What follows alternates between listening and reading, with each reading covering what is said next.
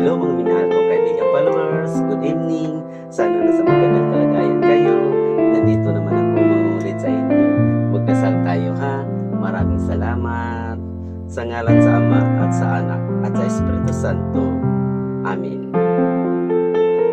Ang aking Reyna, ang aking Ina, sa gabi na ito, ako inaalay sa iyo ang buong kong sarili at upang patunayan ang pamimintuho ko sa iyo ay inahandog ko sa iyo sa araw at gabi na ito ang aking panalangin at ang aking pandinig, ang aking dila, ang aking puso sa isang salita, ang buo kong sarili, yayaman ako'y iyong iyo.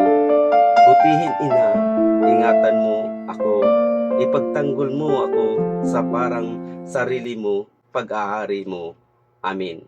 Sa ngalan sa Ama at sa Anak at sa Espiritu Santo. Amen.